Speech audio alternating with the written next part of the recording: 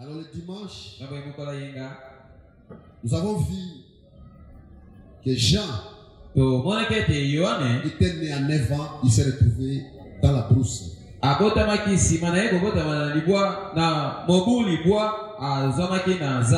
Et il était là. Il a grandi, mangé les sauterelles. Je ne sais pas si c'est avec les arbres qu'il parlait. Ce sont les arbres qui étaient ses voisins. Les antilopes, ses amis. Je pense que c'est là où il a grandi. Et de là, il est sorti. Le temps était arrivé où il devrait sortir. Et il est parti directement au Jourdain accomplir sa mission. Parce que c'est ce qu'Ésaïe a dit à son sujet. Il devait venir, il devait précéder quelqu'un. Il dit la personne qui était avant moi. Mais moi je l'ai précédé. Cette personne était avant lui. Mais lui, il a précédé. Je pense que vous avez écouté comment Jésus dit. C'est ce que Jean dit. Quand il allait son témoignage. Et quand il baptisait, il a vu un homme s'approcher. Quand il a vu, il a sursauté. Il a commencé à s'agiter. Et les gens lui posaient, mais qu'est-ce qu'il y a? Vous ne voyez pas. Il dit, voici l'agneau de Dieu qui ôte les péchés du monde.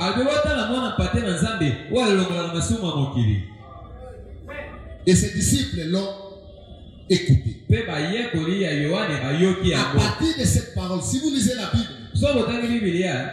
par la suite, les disciples de Jean, il y a certains disciples qui l'ont quitté et qui ont suivi Jésus.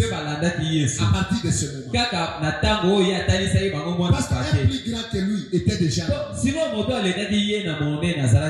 Et il n'avait rien à faire avec lui. Il fallait suivre le plus grand.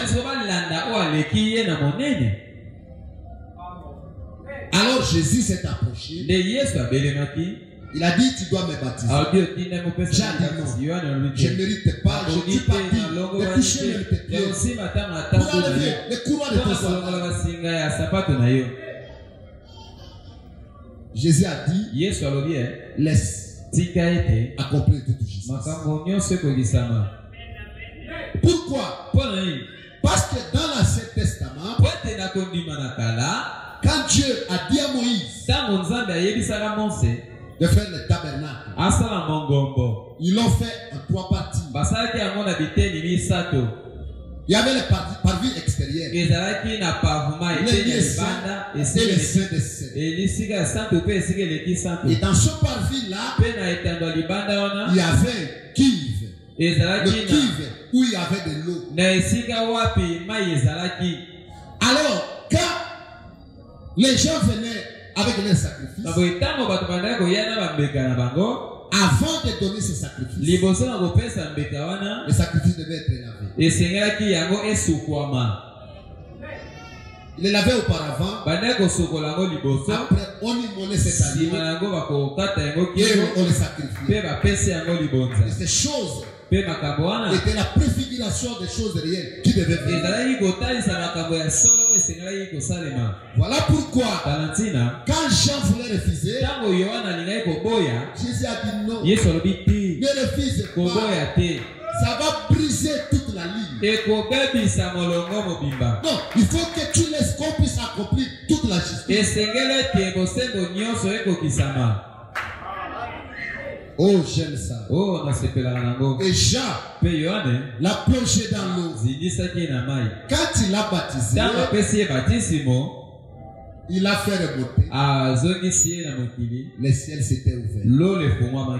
L'Esprit de Dieu était descendu. Pas sous forme invisible comme nous. Mais sous forme visible. Comme une colonne. Et cela s'est posé sur lui. Sur Christ. Alors Jean a a rendu témoignage. Celui qui m'a parlé dans le désert, il m'a dit, la personne est sur qui tu verras l'esprit de Dieu descendre comme une colombe et demeurer.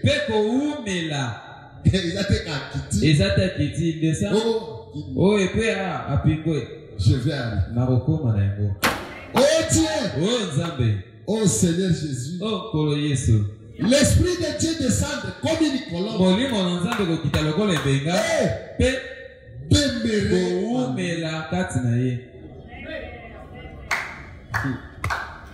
Oh merci Seigneur Jésus. J'ai dit que je serai le plus calme possible. La sœur ne prie pas, je ne sais pas si elle est là. Je serai le plus calme. Quand je dis que j'irai lentement, qu'il monte. Pardon, sœur. Non, pardonne-moi. Ne prie pas. Laisse qu'on aille là, lentement. Parce que nous sommes dans la semaine. Alors je vais lire, frère. Parce que mon sujet, c'est l'église et sa condition. N'oubliez pas ma question. Je l'ai posé ici, je pense, le mardi. C'était le jeudi. Je voulais savoir les gens qui ont reçu le Saint-Esprit. Et pas simplement recevoir le Saint-Esprit. Mais les gens qui ont conservé, vous avez levé les mains. Alors suivez-les.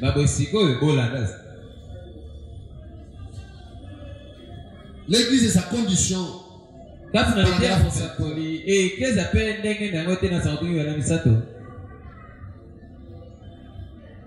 Or, il prie à Dieu qu'il a envoyé Jésus sur la terre. Le représenter sous la forme d'un animal.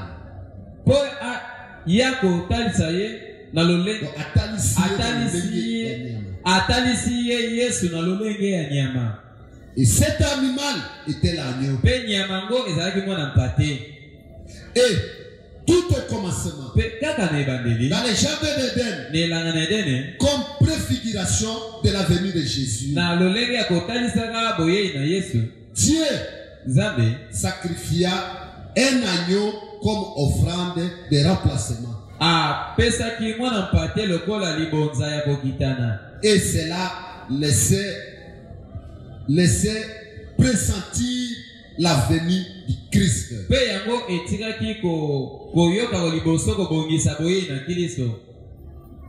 Je me suis souvent demandé pourquoi Dieu typifia Christ par un animal, par une bête. Mais nous découvrons que l'agneau, la raison pour laquelle il choisit l'agneau, c'est que l'agneau est la plus humble et la plus douce de toutes les créatures de la terre. Il n'y a rien de plus humble et de plus doux qu'un petit agneau. Oh, j'aime ça. Je sens déjà ça commence à me faire. Il est innocent. Il ne peut se suffire de lui-même. Il n'est pas arrogant. Il est une petite créature douce et humble. Et lorsque Dieu voulut se représenter Christ aux yeux du monde, il le représenta sous forme d'un agneau. Madame se pose la question. Il dit, mais comment Dieu, pour se représenter, il va se représenter à un animal. Alors il commence à détailler.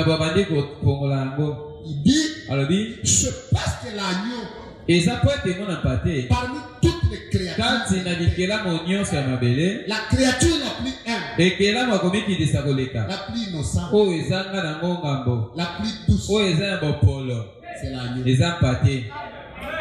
Voilà pourquoi le Dieu du ciel a choisi cette créature pour représenter son fils. Je ne sais pas si vous me comprenez. Saisissez-moi au moins bien, s'il vous plaît. Alors, largement vos oreilles. Et Dieu vous bénira. Nous avons parlé des deux créatures. On a parlé d'un agneau. Parce que Jean, quand il était en train de baptiser, comme il a grandi dans le il parlait le langage de son agneau. Il a parlé d'un agneau. Lui, il voit un homme. Mais il dit, je vis un agneau de Dieu.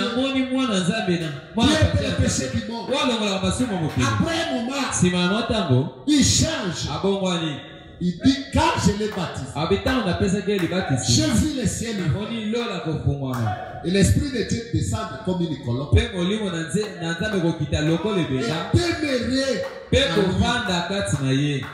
des créatures. Il y avait un agneau, il y avait une colombe. Et nous comprenons avec vous que l'agneau, c'est la créature la plus innocente, la plus inoffensive. Voilà pourquoi Dieu, il a laissé tout autre être. Il a laissé tout autre être. Il a identifié son fils.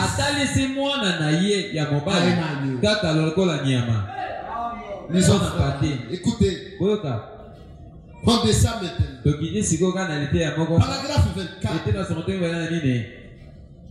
Mais lorsque Dieu, le Père, Jéhovah, voulut se représenter lui-même depuis les cieux, il fut représenté sous forme de la colombe. Il fut représenté sous la forme la plus la forme le plus doux et plus humble et tous les oiseaux du ciel. La colombe. Il n'y a pas d'oiseau plus doux que la colombe. J'ai fait toute une étude sur la vie des oiseaux et sur la faune sauvage. Parmi tous les oiseaux qui peuvent voler dans le ciel, la colombe est un oiseau très singulier.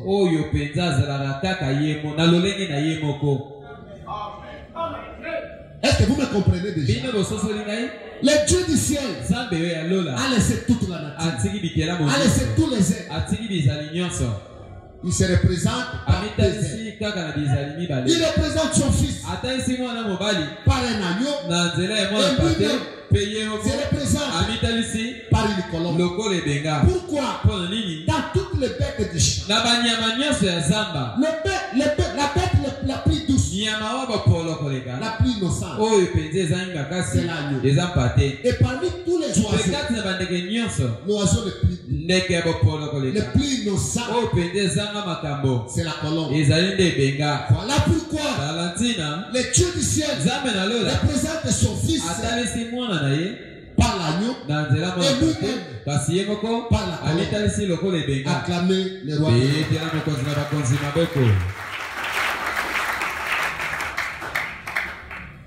Oh, j'aime ça. Bon, maintenant, nous avons avec nous l'agneau et nous avons avec nous la colombe. Alors, nous allons donner les caractéristiques de ces deux créatures.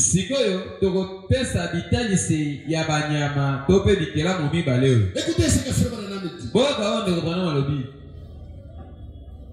Et une colombe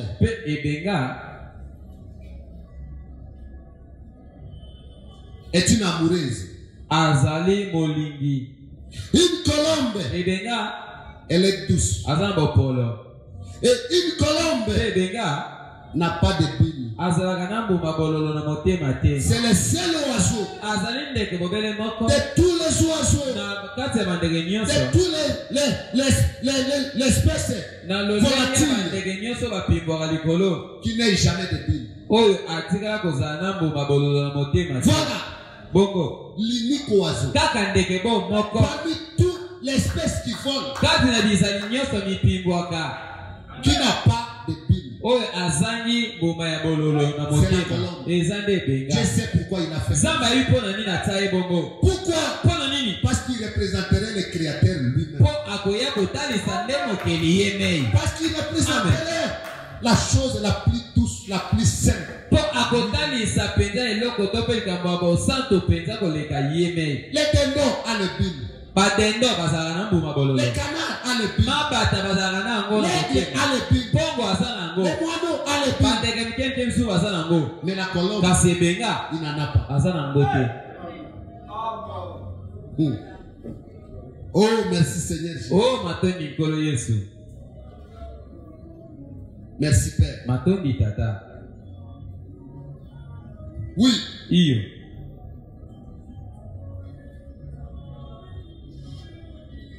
Et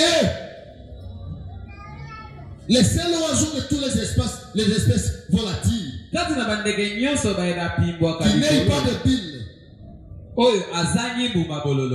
C'est pourquoi vous ne voyez jamais une colombe ailleurs que là où se trouvent les grains et la semence. C'est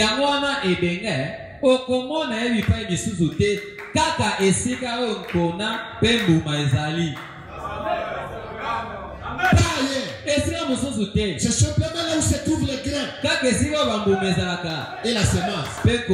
C'est là que vous trouverez la colombe. Alors pas ailleurs. Continuons notre lecture. Je vais aller un peu plus rapidement. C'est une très bonne chose. Oh, dans l'arche, il y avait une colombe.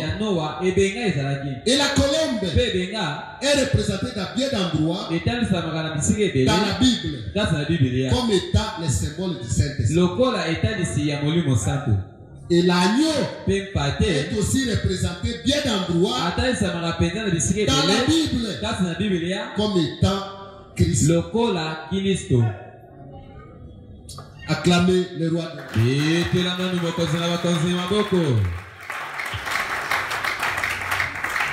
Vous avez compris les caractéristiques de la colombe. Lui, il n'a pas de bile. Si la colombe mange autre chose que les grains, il va mourir. Pourquoi dans sa constitution, il n'a pas fait à manger autre chose? Dieu lui a privé de ce droit. Mais il en a donné aux autres. Pourquoi? Vous allez comprendre. Acclamez le roi des rois. Oh Dieu. Oh merci Seigneur. Merci Père.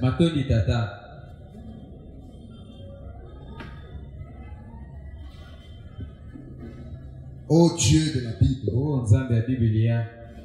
Mais vous allez voir qu'à part la colombe, dans les espèces qui volent, il y a les corbeaux. Prenons l'exemple du corbeau. Le corbeau peut atterrir avec la colombe dans un champ de blé.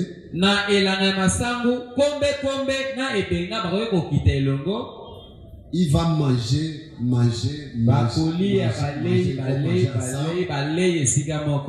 Quand il termine, il s'envole. Quand il s'envole, il voit des mouches commençaient à s'envoler. Qu'est-ce qu'il y a là-bas? Ils freinent. Il trouve un animal mort. Il a atterri avec appétit. Il vient du champ de blé. Manger avec la colombe. Mais il trouve un animal mort. Il descend, il dit c'est ma nourriture. Pourquoi? Il a le bill à lui. Il a le bill à lui. Mais si la colombe qui a mangé avec lui ose descendre avec lui pour picoter, ne serait-ce quelques bouchées de cette charognard-là,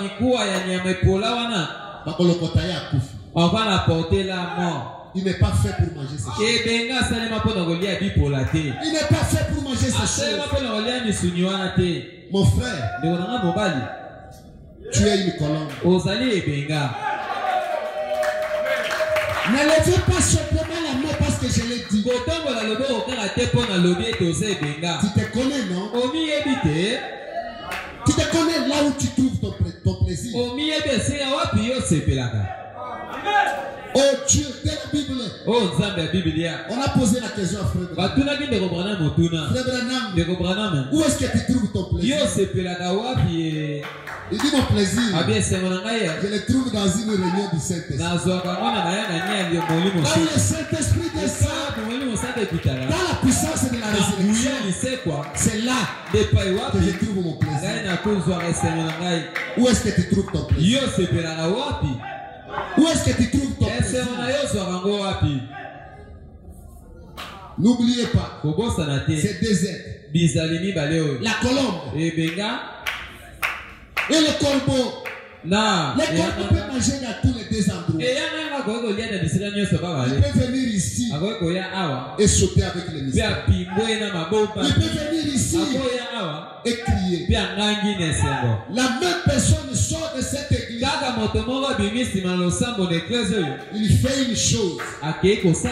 Si tu l'attends, tu ne comprends pas. Ça devient un mystère. Pourquoi tu ne comprends pas?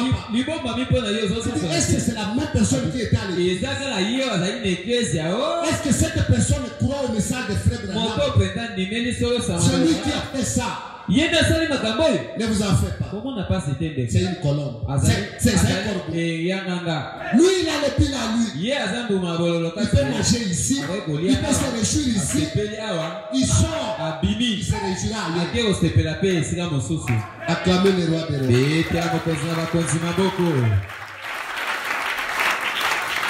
Oh Dieu. Oh Seigneur Jésus. Écoutez ce que Frère Branham me dit. Ici,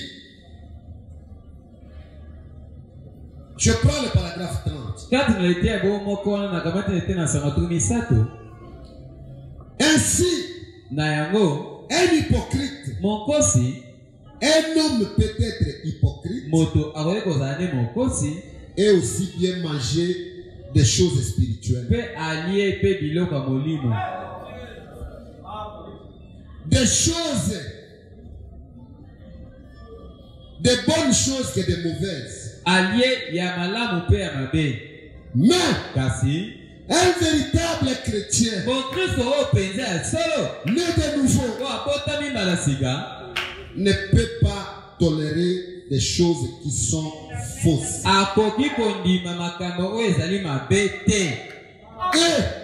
ne peut manger que des bonnes choses.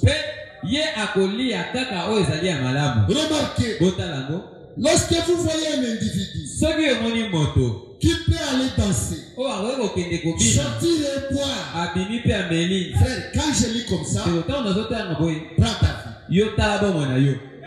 C'est la parole, c'est le miroir. C'est ce qui nous identifie. Toi, prends ta vie par rapport à ce que que je dis, tu comprendras ce que tu dis. Tu n'as pas besoin que je dise, non frère Albert, tu es une colombe ou tu es un colombe. Non. Écoutez simplement la lecture. Tu vas trouver ta place.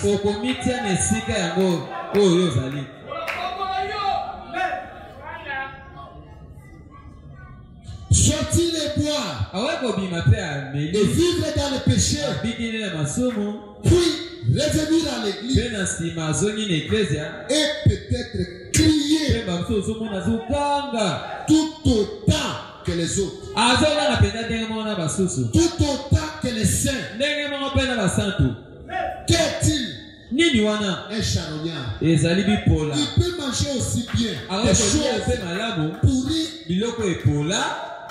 que de bonnes choses. Mais le véritable chrétien ne peut pas tolérer ces choses.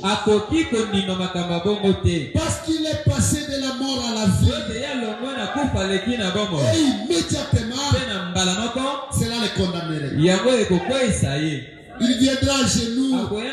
Si par les rêves, il est allé toucher à ça, il ne dormira pas. Il ne saura pas. Parce que ce n'est pas sa nature. Oh Dieu. Il y a des saints qui, pour avouer son mal,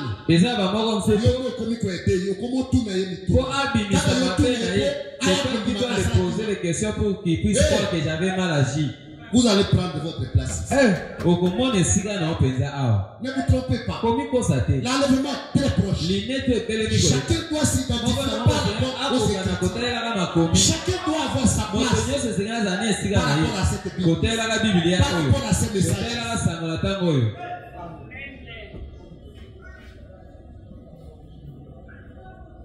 Cela le condamnerait.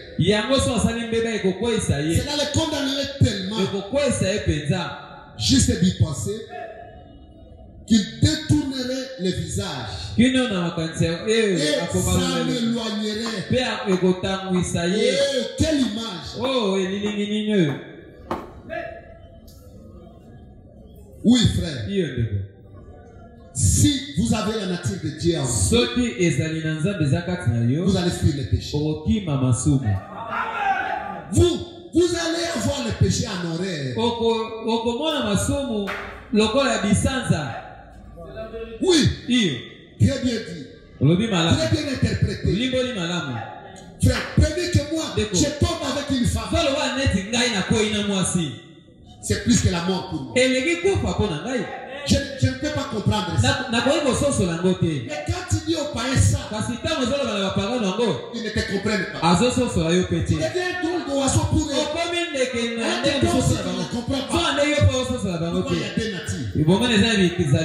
Il y a deux natures. Et ils ne se comprennent pas. Incroyable. C'est un drôle d'oiseau pour un païen. Et un païen, c'est un drôle d'oiseau pour un croyant. Mais quand vous voyez un frère qui peut se sentir à l'aise, il touche une femme là encore, une poubelle, elle peut être belle n'importe comment, mais c'est un dépotoir. Est-ce que tu connais combien de gens sont venus avec les poubelles pour jeter dans cette histoire? Dans cette sale histoire. La Bible dit une femme prostituée, elle est comme un océan. Tu jettes la chose. Après une minute, il n'y a plus de traces. Toi, tu regardes qu'à la beauté. Tu regardes qu'à l'apparence. Alors que c'est une poubelle. Tout le monde jette les immondices. Frère Branham dit, s'il y a une chose la plus belle que le monde a, c'est une femme impie. C'est une femme qui vit dans le péché, quoique vivante. Elle est morte. Combien d'hommes sont passés que tu ne connais pas? Et les frères en train de dire, moi, je ne te comprends pas. Je ne peux pas te comprendre. Alors là, tu comprends ta nature. S'il y a des frères ici qui tombent encore avec les femmes, vous êtes un charognard. Vous oubliez de vous tromper. Quand je vais terminer, venez à l'hôtel. C'est la grâce de Dieu qui te parle. Tu vas te tromper jusqu'à la fin. Arrêtez cette tromperie qui te trompe. Tu peux venir ici pour crier comme les saints. Et on voit que c'est un frère. Et tu sors. Tu te sens aussi à l'aise à l'extérieur. Frère, tu as des billes. Tu as des billes. Tu peux digérer tous les deux. Oui, tu peux tomber dans ça. Tu peux tomber dans les graines. Et manger autant que tu peux. C'est le jour de mystère. Tu me sens du temps de la fin. Non, ce n'est pas ça qui tranche la question. Oh Dieu, quand ma fille m'a posé la question, papa, quand on m'a imposé le main, c'est le pasteur là qui m'a imposé le main. Mais je ne suis pas tombé. Alors je ne sais pas comment je peux faire. Parce que j'ai dit ma fille, l'évidence réelle du baptême du Saint-Esprit, ce n'est pas tomber, ce n'est pas crier, ce n'est pas sauter, mais la vie de la colonne.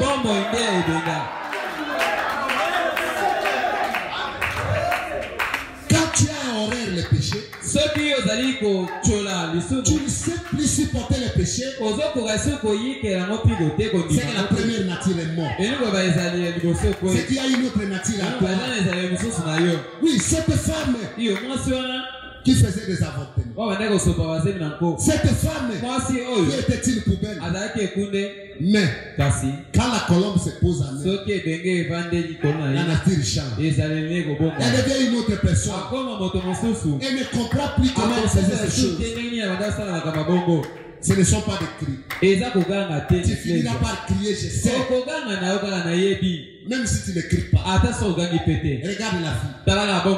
C'est la plus grande évidence. Oui, que Dieu a dans sa parole la vie de Christ en toi. Acclamez le roi des rois.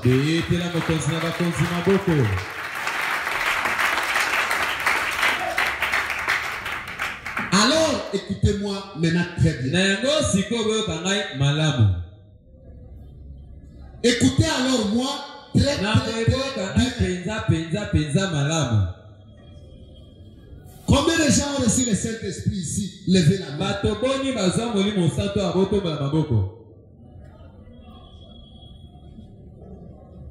Très bien. Vous l'avez reçu? Est-ce que vous l'avez conservé? Pourquoi? Parce que frère Branham dit, il n'y a que deux créatures qui sont identiques. Sur la terre, il y a l'agneau. Au ciel, il y a la colombe. Quand Jean baptisait, il a baptisé un agneau. Un agneau innocent. C'est ce qui a fait que le ciel puisse s'ouvrir. Pour que la colombe puisse s'ouvrir. Pas un loup. Pas un chien sauvage. Non! Regardez la nature de la colombe. Regardez-moi cette nature. Il ne veut pas de bruit. Il ne veut pas. Il va se sentir lésé. Et il s'en va. Oh Dieu de la Bible. Oh Seigneur Jésus. Frère Branham dit, aujourd'hui, nous sommes tous sauf des agneaux. Il dit, vous vous posez la question, comment l'église ne fonctionne pas, comment les maisons ne fonctionnent pas, comment les familles ne fonctionnent pas. Nous devenons tout sauf l'agneau. Pourquoi? Parce que la colombe qui représente le Saint-Esprit même s'il était descendu, lui il était descendu dans l'agneau. Mais si l'agneau change à un loup, il a attristé. Il va s'envoler. Tant que tu resteras un agneau, la colombe sera sur toi. Combien d'agneaux avons-nous dans cette salle? Combien d'agneaux avons-nous dans cette salle? Combien d'agneaux avons-nous dans cette salle? Vous avez écouté les caractéristiques de l'agneau. C'est l'animal la plus innocent.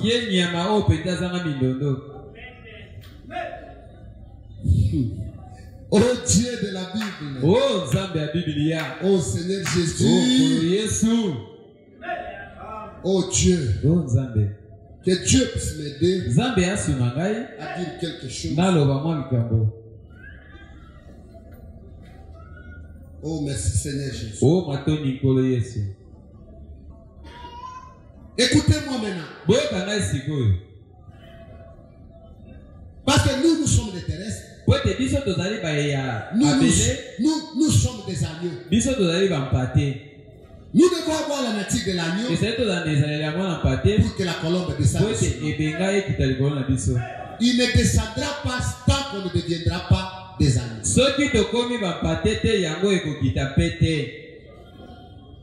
Même s'il était descendu, nous devons garder la nature de l'agneau. Pour que l'agneau, la colombe reste là. Tant que nous serons une autre nature, la colombe s'envolera.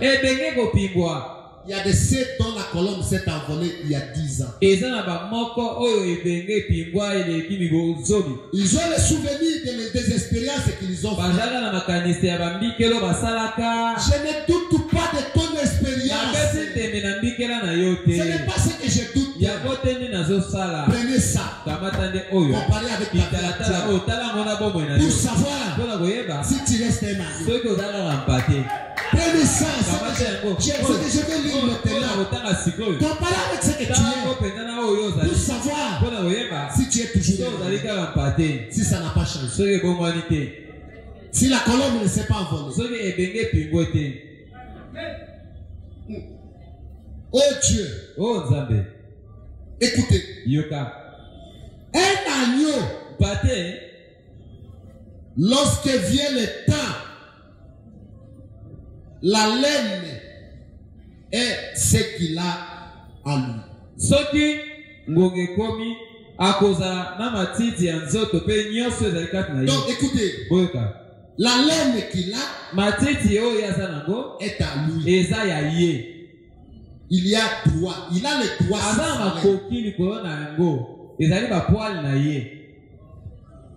Sa laine lui appartient. Mais on prend cet agneau, on le met sur le bilon, il y a mesa, et on lui attache des pattes. Il ne rit pas, il ne rit jamais. Il ne fait pas des histoires. Vous lui retirez tout simplement ses doigts. Parce que c'est un agneau. Vous allez lui retirer ces doigts-là aussi calmement que possible. Pourquoi? Parce que c'est un agneau. N'oubliez pas, je vous dis ici, prenez le chat et l'agneau. Apparemment, c'est le chat qui est le plus doux. Pas l'apparence, pas la démarche, pas la façon de parler. Mais prenez un chat, mettez-le sur la table, commencez à lui enlever les poils et regardez ce qui va arriver.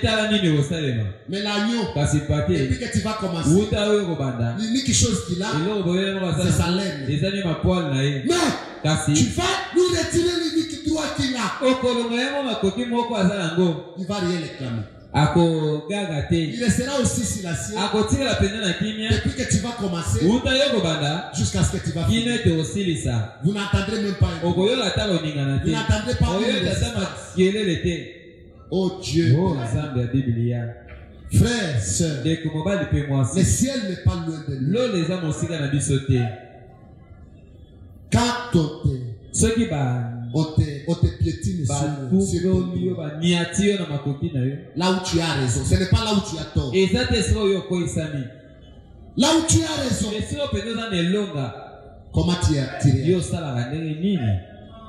Comment tu as agi?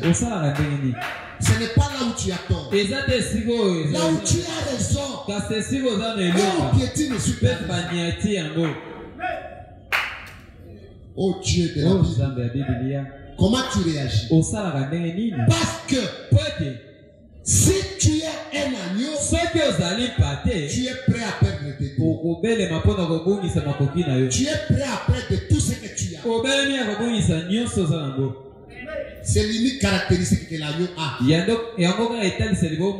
n'entendrez pas quand tu vas crier.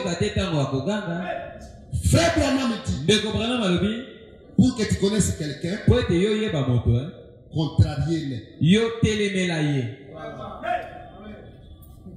Là, tu sauras ce qu'il est. Vous êtes de bonnes sœurs. Quand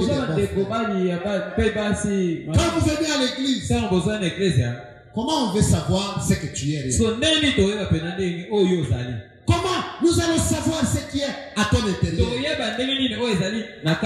Frère Branham me dit, pour le savoir, contrariez-les. L'obéler avec colère. Tu verras de sorte qu'il va. Ce qui est à lui. Je ne te commande pas d'être ça. Mais mon souci est que tu reconnaisses que cette nature n'a jamais été la nature de l'âme. Ça, c'est une autre nature. C'est que tu as changé de nature. C'est que tu as changé de nature. La colombe s'est envolée. Parce qu'il ne se posera nulle part ailleurs que c'est l'agneau. Si l'innocence, si la douceur, c'est là où la colombe va se poser. Dans un autre endroit, il ne se posera pas. Oh Dieu de la Bible. Je vais vous donner un exemple. Écoutez-moi très bien. Frère Branham dit de la chair. Dans une grande assemblée, en train de prêcher, je l'ai lu autant de fois, en train de condamner Frère Neville. Il dit, Frère Neville, faites attention avec les prophéties que tu commences à donner. Ce sont des fausses prophéties. Les gens commencent à te bousculer. Prophétise pour moi. Prophétise pour moi. Tu donnes des fausses prophéties. Quand est-ce que vous avez entendu que Frère Neville est sorti du Branham Tabernacle? Quand est-ce que vous avez entendu qu'il a réclamé? Il a résisté parce qu'on lui a dit que tu donnes des fausses prophéties. Voici la nature de l'agneau. Voici la nature de l'agneau. Aujourd'hui, quand quelqu'un fait une mauvaise chose, si tu lui reproches, là, tu verras là où il dort. Il sort de ses gonds avec des explications pour vous prouver son innocence. Est-ce que c'est ça la nature de l'agneau? Oubliez ça. La colombe ne tombera pas. La colombe ne descendra jamais. C'est une autre nature. Comme j'ai dit à mon fils, garde ton ancienne nature. Tu commences à changer un peu. Quand je te reprochais, tu revenais après pour me demander pardon. Mais parfois, papa, c'est lui qui boude. Ce n'est pas l'agneau. Là, c'est une autre nature. Tu commences à s'insulter. L'agneau, même s'il a raison, il a peur de sa raison. Au nom de la paix.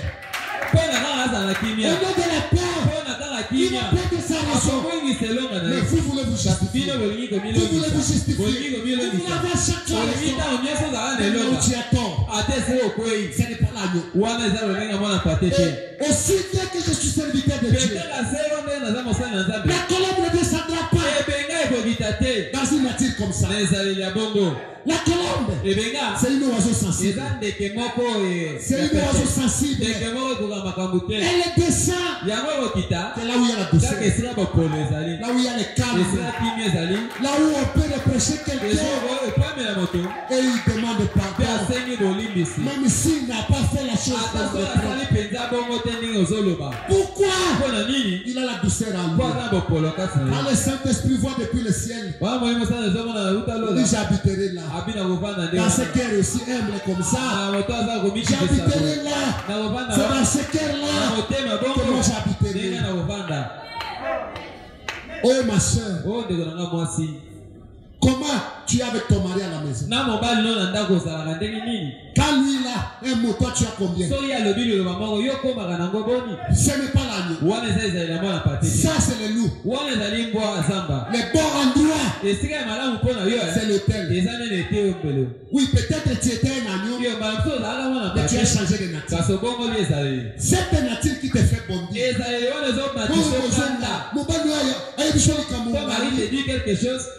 Ce n'est pas la nature de l'agneau. Oubliez ça. Le Saint-Esprit ne va pas œuvrer. Il ne va pas œuvrer. Alors il ne va pas œuvrer. Diacre. Diacre. Quand on te reproche, comment tu réagis? Comment tu réagis? Parce que si c'est un agneau, il a raison ou pas, il va perdre sa raison. Il va sacrifier sa raison. Il va sacrifier sa raison. Oh Dieu de la Bible, oh Seigneur Jésus, frère, c'est les talents de mesure. C'est là où tu vas te comparer pour voir ce que tu es. Il y a beaucoup d'entre nous ici dans la colombe de cette année, à cause de notre nature, à cause de notre orgueil, à cause de ce que nous sommes devenus. Frère Branham dit, l'unique droit que l'agneau a, l'unique droit que Dieu a laissé à l'agneau. Vous voulez le savoir? Combien veut le savoir? Levez la main. L'unique droit que l'agneau a, l'unique que Dieu lui a laissé, ça a amené ce droit.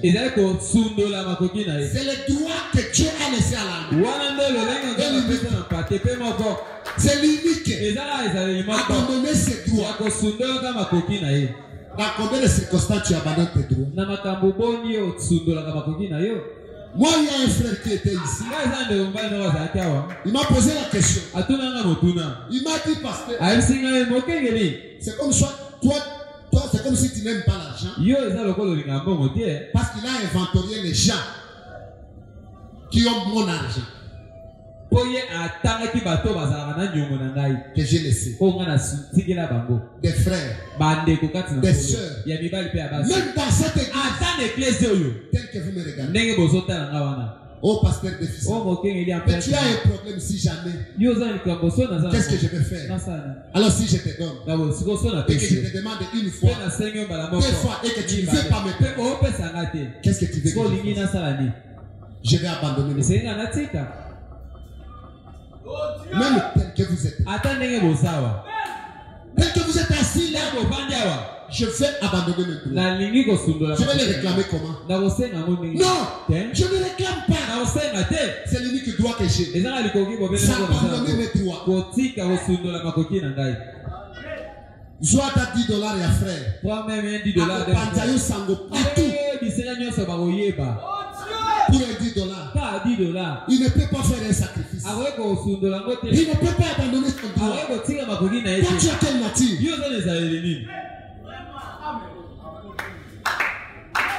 Oh Dieu de la Bible. Oh Seigneur Jésus. La colombe s'est envolée. La colombe s'est envolée dans la vie de beaucoup de gens. Vous commencez à parler librement. Sans contrôler. Qui vous a autorisé de parler à mal des autres? Écoutez ce que Frère Nam dit. Qui alors vous a autorisé? Écoutez, Frère Nam dit dans la grande commission, paragraphe 12. Prêchez le 1er mars 1958. Écoutez ce que Frère Nam dit. J'ai dit paragraphe 12. Si vous voulez être une bénédiction et recevoir la bénédiction, combien de gens veulent recevoir la bénédiction?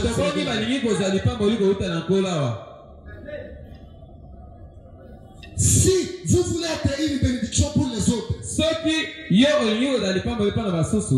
et recevoir la bénédiction, écoutez ce que votre prophète dit.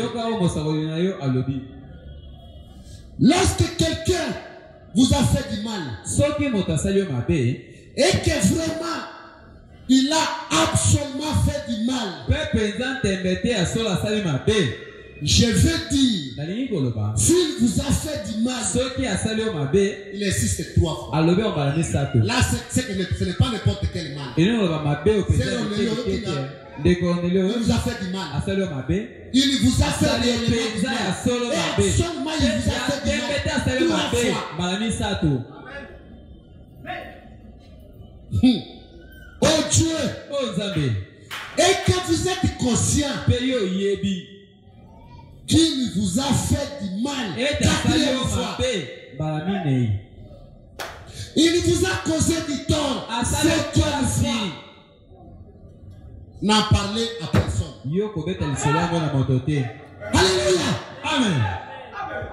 Oh Dieu de la Bible. Oh Nzambe ya Biblia. Où en sommes-nous? Tokomi wapi sikoyo? Où en sommes-nous? Tokomi wapi? Où en sommes-nous? Tokomi wapi? Où en sommes-nous et moi votre pasteur? Nangai mokenge na bino. Où en sommes-nous? Tokomi wapi? Frère Branham dit, si quelqu'un vous a fait du mal et qu'il vous a fait réellement, et que tu sais qu'il vous a fait réellement, tu es conscient qu'il vous a causé du tort, n'en parlez à personne. Oh Dieu, amenez-la devant Dieu dans la prière.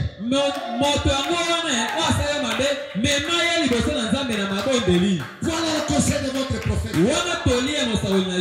Où en sommes-nous? Où en sommes-nous? Il y a des frères. Si tout le temps il est autour du pasteur, on a parlé pour toi comme ça. Vous voulez quoi? Alors vous voulez quoi? Et vous impliquez les pasteurs dans le monde. Et on commence à parler aux autres comme si c'est eux qui sont les plus méchants. Mais nous qui parlons, notre place est le thème.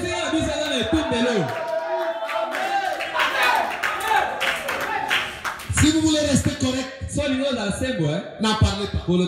Quels qu'en sont les mal que la personne vous a fait, ne parlez pas une autre personne. Quand il y a un petit problème à l'église, vous avez votre femme et toutes les ta femme n'est pas une personne. à la maison. Tes enfants ne sont pas des personnes. Alors que frère Branham dit, ne parlez à personne. Là, tu seras une bénédiction. Et tu auras la bénédiction.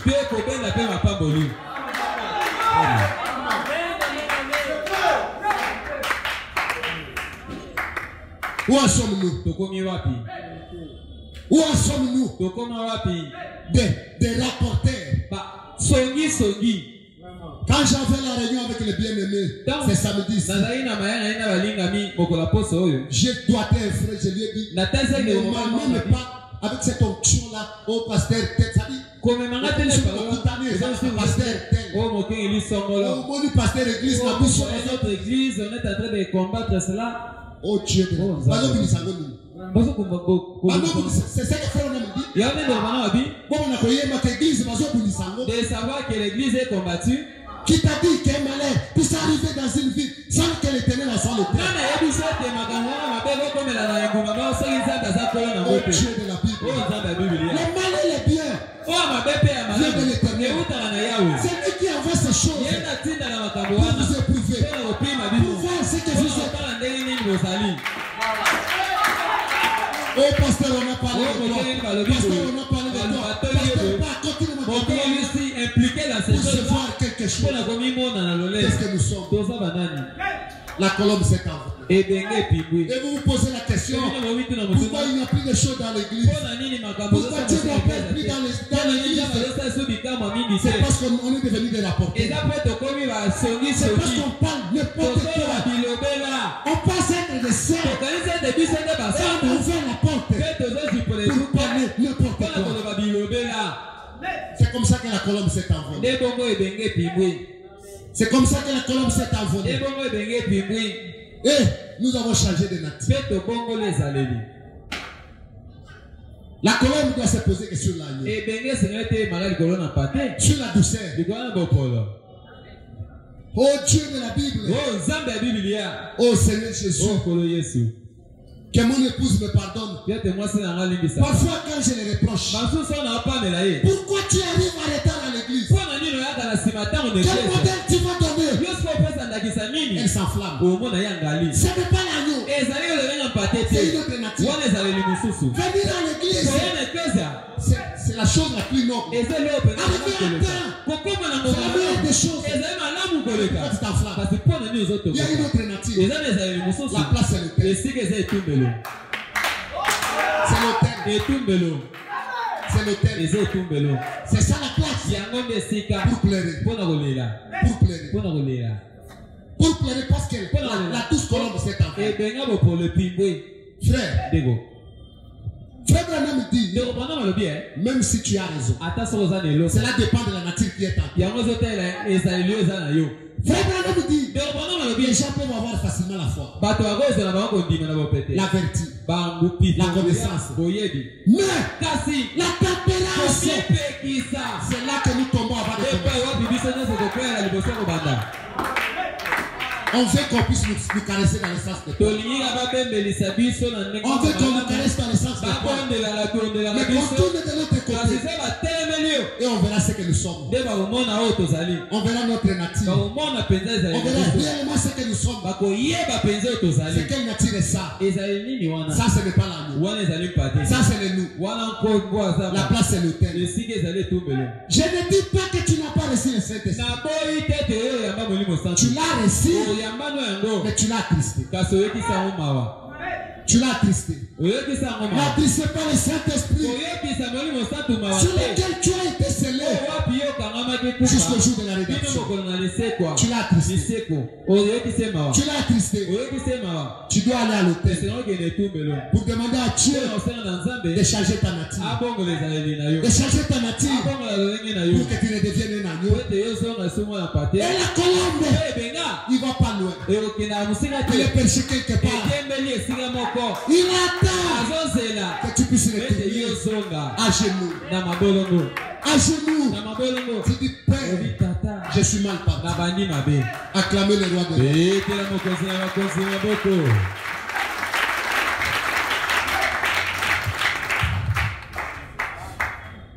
Écoutez ce que Frère Branham me dit.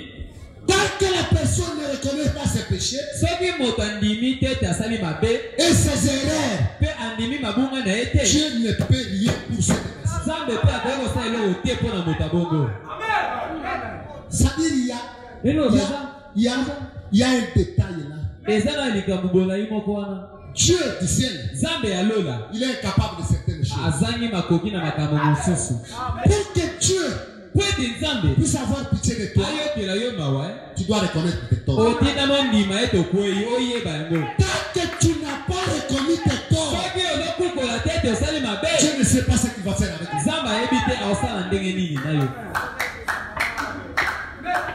C'est à ce moment-là que tu sauras ta nature. C'est à ce moment-là que tu sauras ce que tu es. Frère bien-aimé, ma soeur, que le Dieu du ciel m'écoute. Je ne peux pas être pasteur pour vous condamner. Si je vous condamne, alors pourquoi je suis ici? Non, je ne suis pas là pour vous Je suis là pour te dire que la nature que tu as là, c'est la nature du loup. Il y a un moyen. Il y a un moyen pour que tu changes. Reconnaître tes fautes. Reconnaître tes fautes.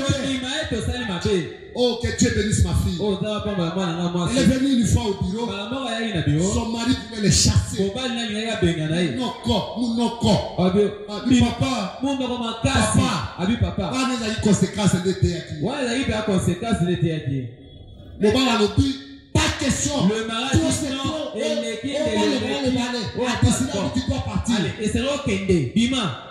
c'est là où elle était prêchée par les conséquences. Elle vient là au bureau. Tu dois faire quelque chose. Je ne sais pas comment. Où est-ce que je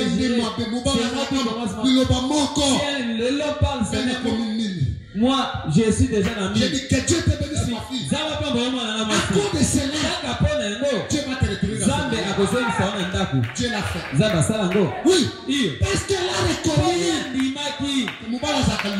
que l'homme a ses et elle a déjà raison.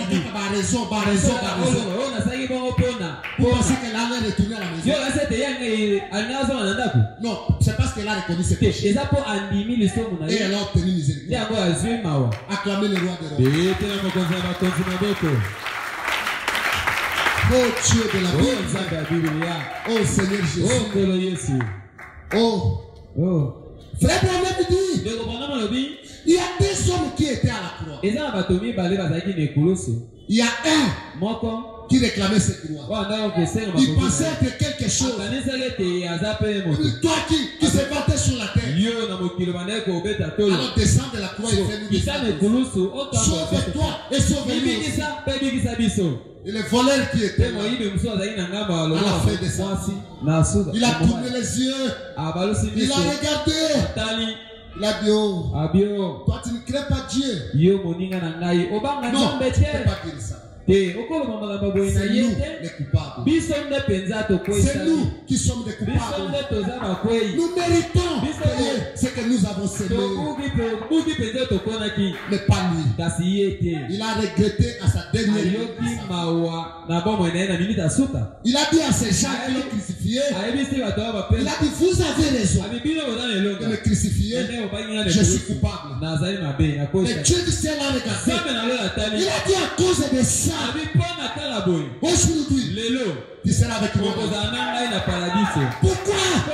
Il a reconnu son erreur. Et il a obtenu grâce. Vous voulez obtenir grâce de la part de Dieu? Reconnaissez vos torts. Reconnaissez vos torts. Perdez vos droits. Allez confesser vos péchés. Va dire aux gens. Et je parle trop. Pardonne-moi. Moi, quand je ne me répare, parfois j'exagère. C'est pour humilier le diable qui est en moi. C'est pour lui humilier. Pour lui dire que je ne le fais plus. Moi, quand j'ai rétrogradé, quand Dieu m'a aidé à retourner dans le message, les lettres que j'ai écrites aux gens de Chikapa, ah non, cela a troublé les gens. Je leur ai dit, si vous connaissez des voleurs, je suis un voleur. Je suis un plus grand parmi les voleurs. Je vous ai beaucoup volé. Les factures que je vous ai envoyées, c'était des fausses factures. Je prenais votre argent. Je cherchais les gens avec d'autres écritures. On m'envoie 2000. J'enlève 400. Je mets de côté. J'achète la marchandise de 1600. Et j'appelle une autre personne avec une autre écriture. Et il vient faire des fausses factures. Très malin, très intelligent. Il y a des gens ici. Il a fait le mal. Il pense qu'il va s'arrêter simplement à demander à Dieu pardon. Non. Tu dois aller confesser auprès des gens que tu as causé du tort. Tu dois aller t'humilier. C'est ça qui te fera sortir de cette force. Tant que tu auras honte, Dieu n'aura pas pitié de toi.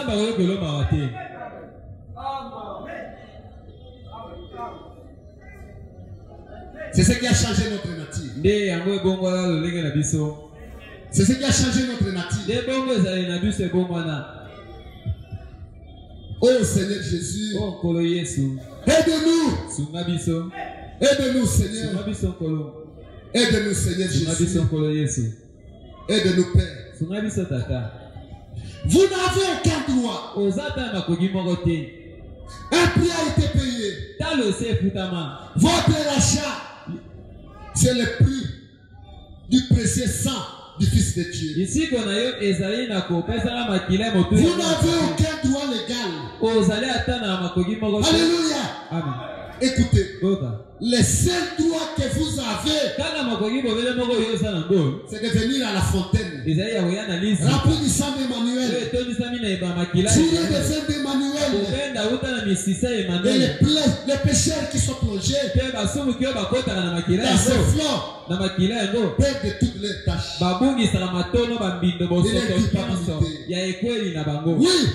Oui, monsieur, le seul droit que vous avez, c'est d'abandonner votre propre volonté. Voilà l'unique droit qu'il vous laisse. Quand tu veux te répartir, c'est comme si non, abandonne ta propre. Là, c'est ta volonté à toi. Tu dois abandonner ça. Tu dois dire, je suis mauvais, je suis méchant. Quand tu dépasses cette étape, c'est terminé. C'est terminé. C'est la nature qui change. Là, la colombe s'envole et il descend. Mais quand tu as honte, tu iras avec cette honte. La Bible dit, celui qui aura honte de moi sur la terre, j'aurai honte de lui devant le César. Il y a des choses que vous avez fait ici. Vous êtes incapable de faire ça. Tu as honte de quoi? Tu auras honte jusqu'à quand? C'est l'évangile qui te parle. C'est le Dieu du ciel qui te parle. Qui te connaît. Tu connais ce qu'il te dit. Il parle avec toi. Il te dit quelque chose. Il est en train de te parler. Fais ce qu'il te dit. Fais ce qu'il te dit. Ne faites pas autre chose. Peut-être c'est ma dernière prédication. Je ne sais pas. On ne continuera pas toujours comme ça. Fais ce que le cœur te dit. N'ayez plus honte. Sinon, la porte de miséricorde est fermée. Il y a encore la grâce dans cet auditoire. Il y a encore la grâce ici. Il y a encore la grâce ici.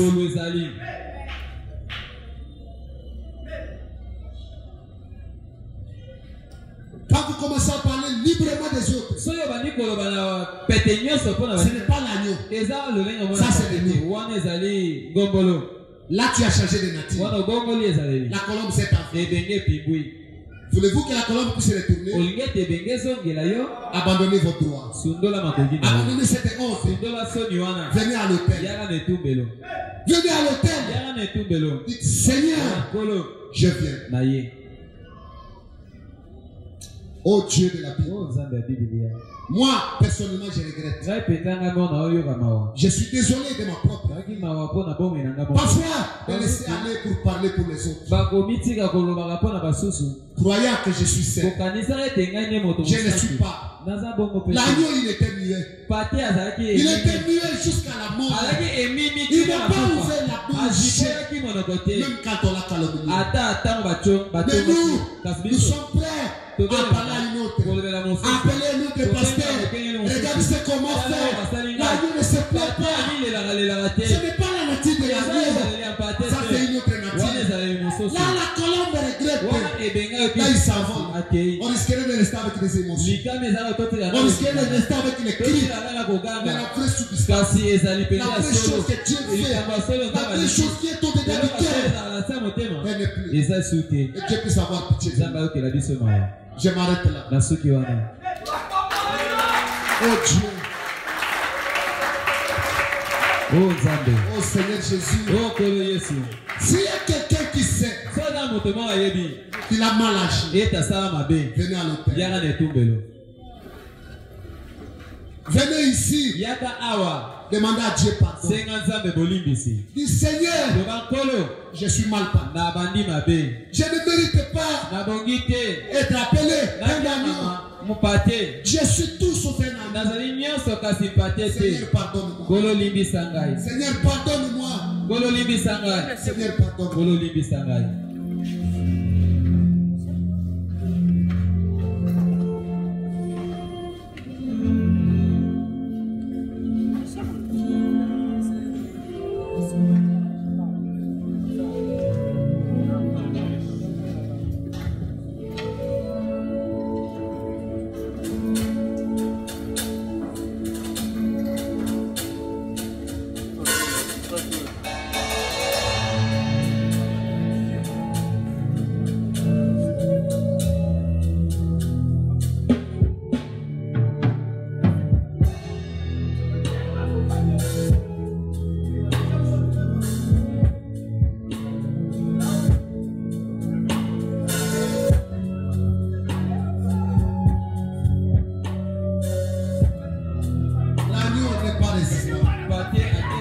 L'agneau, quand on le reproche,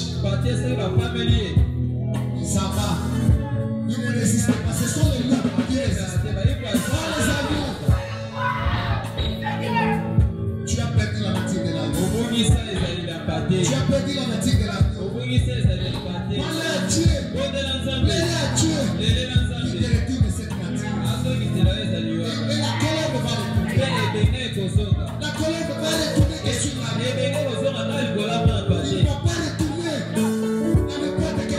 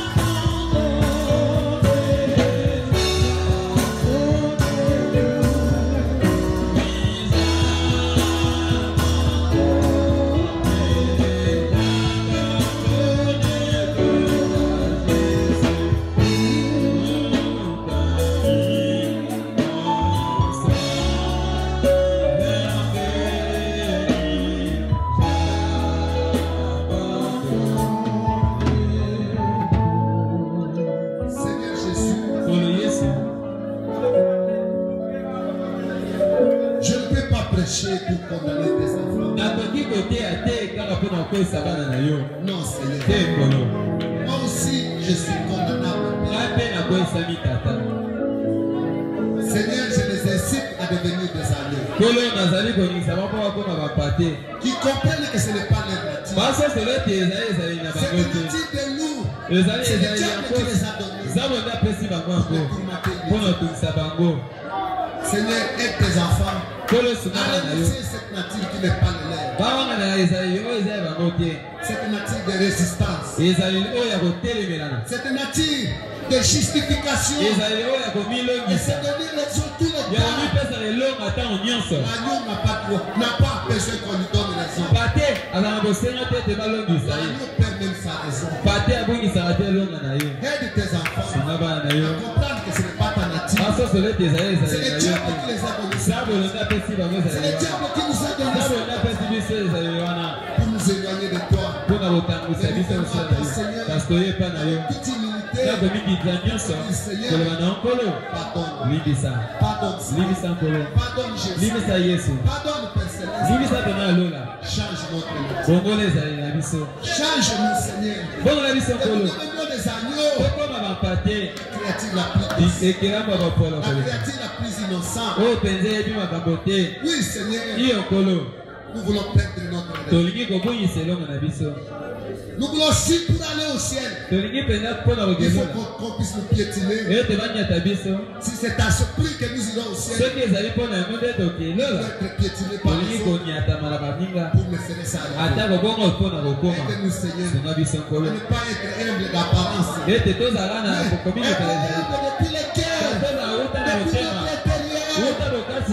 Être déjà abattu. Être déjà qui sont liés. Oh Dieu, aide-moi, Seigneur. Aide ces enfants. Aide ces enfants, Seigneur, à comprendre qu'ils se sont attachés à la nature qui n'est pas le leur. Qui renonce à ça. Qui renonce à ça. À la répétance. Et tu les pardonneras, Seigneur. Et tu les changeras. Parce que tu es prêt. Tu as dit, ma main n'est pas toute pour vous sauver. Les oreilles ne sont pas sourdes pour écouter. Parce que ce sont vos péchés. Seigneur, brise les cœurs. Brise le cœur des gens. Qu'ils ne puissent plus avoir honte. Qu'ils reviennent à toi. Le cœur brisé. Fais cela pour ta gloire. J'abandonne. Oh Dieu, c'est quelques paroles que je vais dire. Je l'ai parlé d'une façon à préoccuper. Mais le Saint-Esprit peut travailler. Il peut l'enfoncer de la bonne façon. Seigneur, fais cela. Fais cela pour ta gloire. Oh Dieu, je t'abandonne ce peuple. Je t'abandonne cette église. Je veux qu'une humilité fière soit dans cette église. Soit dans le cœur de ces croyants. Qu'ils soient humbles depuis leur esprit. Qu'ils ne puissent pas garder une autre nature. Manifester une autre.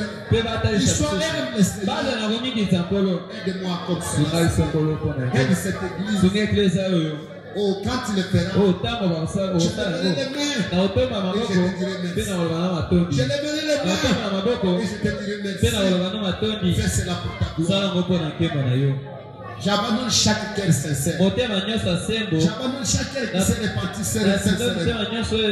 Change-les à cause de ton nom que nous venons de citer. Donne-les la nature de l'agneau, Seigneur. Et remplis-les du Saint-Esprit. Oh Dieu, qui va les convaincre chaque fois de leurs péchés. C'est là pour ta gloire. Je les abandonne, oh Dieu, entre tes mains. Moi-même, je ne peux rien. J'ai parlé de la manière que j'ai pensé être correct. Mais toi, tu parles mieux que moi. Parle à leur cœur. Nous te remercions, Seigneur, pour avoir commencé avec nous. Finira avec nous. Que ta grâce accompagne chacun de tes enfants au retour à la maison. Sois loué, sois glorifié, sois élevé au sein de ciel. Je viens comme ton serviteur. De condamner les mauvaises esprits. Et la honte à tes enfants. Au nom de Jésus. Allez dans les arrêts. Enlève la honte. Oh Dieu. Dans les vies de tes enfants. Seigneur, qu'il soit humble. C'est l'orgueil qui leur donne la honte. Enlève cet orgueil. Enlève cela, Seigneur.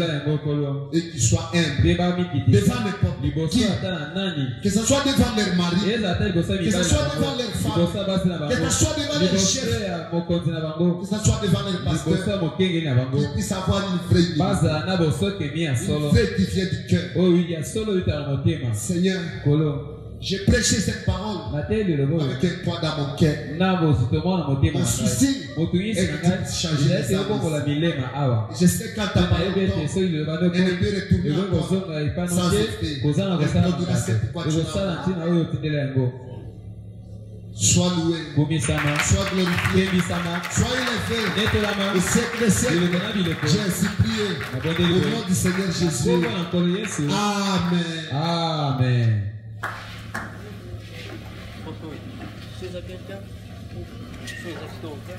Vous savez, j'ai écouté l'audio, j'ai fait écouter à une sœur un audio. Une sœur, c'est la sœur Marie. Elle s'assait ici.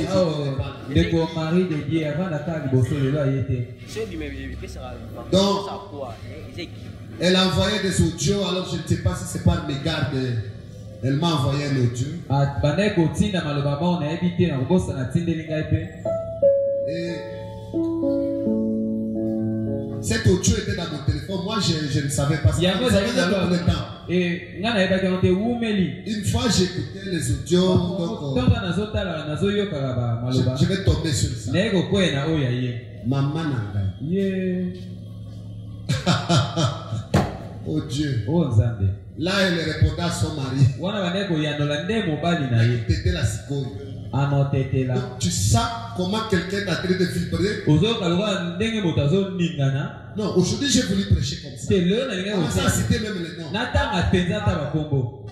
Quelqu'un peut être poli devant les pasteurs. Mais devant son mari,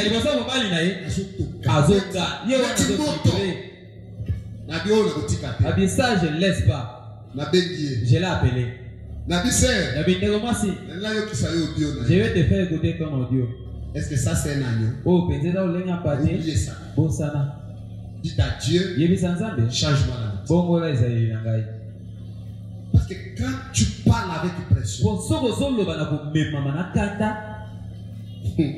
comme notre sœur ici, un jour, je passe en Europe. Je lui ai demandé quelque chose. Peut-être elle-même n'a pas compris. Oh, pasteur, parce que je ne saurais pas parce que si je parle, les gens diront que ce n'est pas la même chose. Ça, c'est une autre nature. L'agneau, même si on va les contredire, il accepte. C'est la nature de l'agneau. Et quand tu dis parce que moi je vais parler, ils ne vont pas m'écouter. Il y a une autre nature. L'agneau acceptera qu'on puisse aller l'écouter.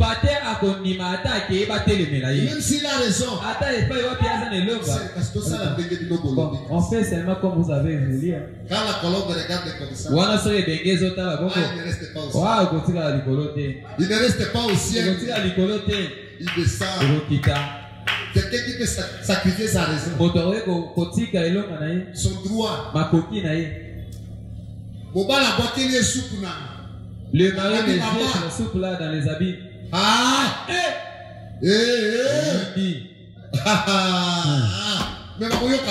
Mais on saura. Ils vont vous écouter. Mais elle a commencé à torsionner.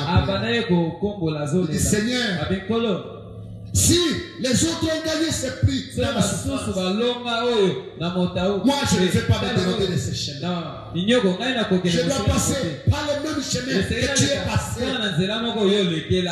Elle était en train de prier, de pleurer en torsionnant. Elle pleurait, elle n'a pas répondu pour répondre à son mari. Et le mari était là, en train de montrer à ses âmes. Je vous ai dit que j'ai une femme. Si c'était vous, maman Nangaye, Mobala Ngayo Kasoni, il devrait avoir honte. aussi c'est le poisson. Il y a des agneaux. Il y a des agneaux. C'est toi qui n'es pas un agneau. Il y a des chrétiens qui iront au ciel. Devenez un agneau. Devenez un agneau.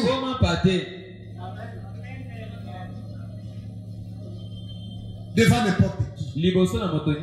Pas simplement devant les pasteurs. Devant ton mari. Devant tes petits frères. Devant tes grands frères. Devant tes grandes soeurs. Même à l'école. Devenez des amis. Et la colombe de Satan. Et vous verrez ce que Dieu va commencer à faire. Devenez des vrais amis.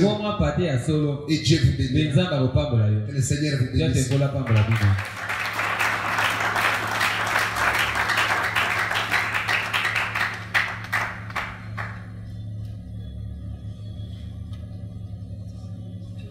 Je pense que c'est le dimanche que je vais vraiment vous parler un peu plus clairement. Parce que nous sommes en train de faire.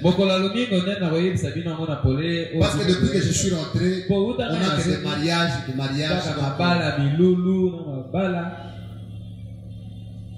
Alors, vraiment pour cette semaine, c'est à partir du dimanche que nous verrons ce qu'on pourra faire. Mais, pour les enveloppes, je vous prie que chacun de vous ne vienne pas me vite.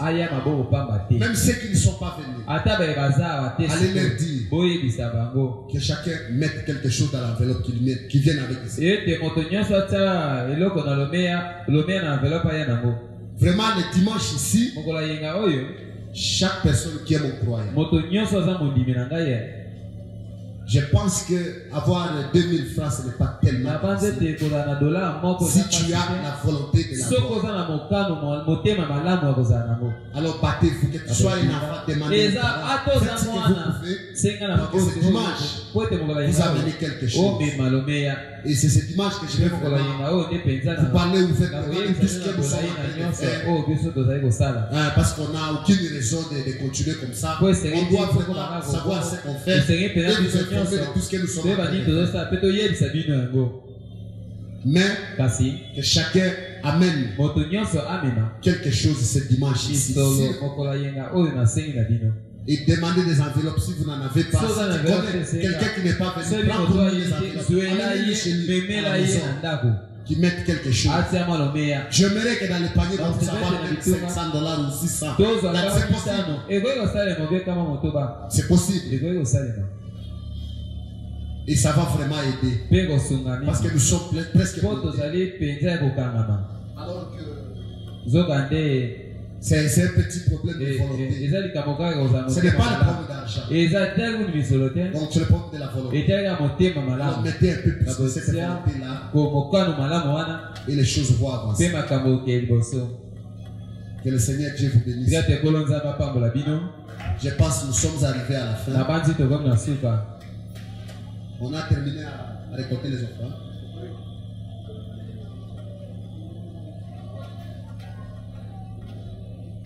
Si vous pouvez nous renvoyer les enveloppes, nos pliés comme ça, c'est bon. Vous voulez froisser ça. Si tu as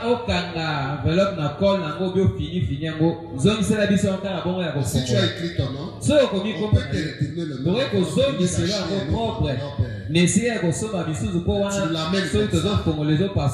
Ça sera une bonne chose. Même si tu ne fermes pas. Donc tu laisses ouvert, l'argent ne va pas tomber. Tu vas mettre seulement comme ça, ça sera bon. Que le Seigneur Dieu vous bénisse. Je pense que chacun de vous a un devoir. Aller à la maison, vérifier sa vie. Et voir s'il est un agneau ou Non, c'est ces habitudes-là qui ont fait de toi un loup. Tu as changé de nature. C'est ce qui a fait envoler la colombe. Redevenez un agneau. On redevient un agneau en reconnaissant tes fautes. Tant que tu ne reconnais pas tes fautes, Dieu est capable de visiter. Même si Dieu voudra te changer la condition sine qua non, que tu reconnaisses Seigneur, j'ai mal agi. Ma femme, j'ai mal agi. Mon mari, j'ai mal agi. Mes enfants, j'ai mal agi. Ma soeur, j'ai été indifférent à ton endroit. On est devenus des ennemis dans la même église. Vous allez devenir l'ennemi de ta soeur. Pourquoi? C'est parce qu'on a marché sur tes pieds. On a marché sur tes pieds. Alors, comme toi, tu ne veux pas perdre tes pieds, on camper la position là. Tu deviens indifférent. Non, l'agneau n'est pas comme ça. L'unique droit que l'agneau a, c'est le père. C'est l'unique droit qu'il a. Le reste, ce n'est pas pour lui. La laine, ce n'est pas pour lui. C'est pour les autres. Alors, regardez. Comment vous êtes dans l'église? Le climat que vous avez avec vos soeurs, avec les frères, pourquoi il y a un peu de cette indifférence? Frère, imitez-moi quelque part. Moi, je ne sais pas avoir la colère de quelqu'un. Hein? La Bible reconnaît à un homme la colère. Je ne vous dis pas d'aller si tu te fâches. Mais si tu te fâches, que tu ne dors pas avec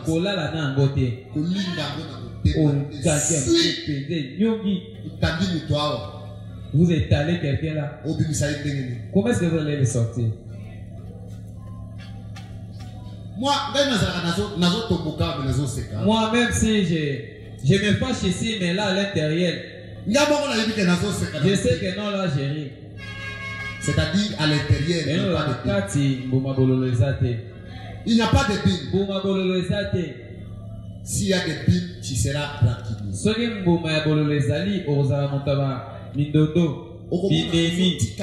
Comme ma fille m'a dit,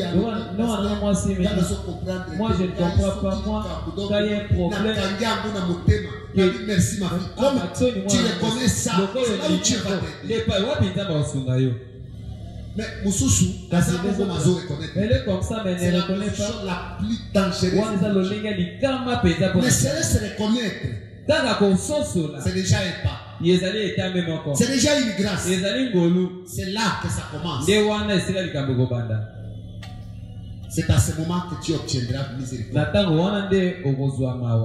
Alors, allez examiner minutieusement vos rapports avec les gens, vos rapports avec tes voisins, avec tes frères à l'église, avec ta femme, avec ton mari, avec tes enfants, à l'école, au travail. Est-ce que tu es libre? Est-ce que tu peux dire dans ton cœur que tu es libre? Et tes consciences nous et le Saint-Esprit peut approuver ça. Parce que lui il te connaît plus que toi. Est-ce que est-ce qu'il n'y a pas un bill là dans ton cœur? S'il y en a, allez prier. Allez demander grâce devant Dieu. Il vous change. Tu deviendras un agneau. Aussitôt devenir agneau, la colombe va descendre. Je ne vous ai pas dit que vous êtes un fils du diable ou un fils du diable. Non, ta nature, ce n'est pas la nature de Dieu. Ce n'est pas cette nature que Dieu veut à toi. Tu as pris d'autres natures. Alors change et Dieu descend. Où Dieu était, mais il s'était envolé parce que tu l'as Christ. Tu as changé de nature. Retourne dans ta nature et Dieu retourne. Et l'agneau et la colombe, c'est la C'est l'agneau et la colombe qui unit le ciel et la terre.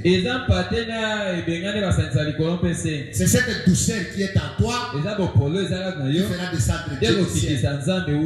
Et il y aura de l'harmonie. Que le Seigneur Dieu te bénisse. Allez dans la paix du Seigneur et sortez en ordre.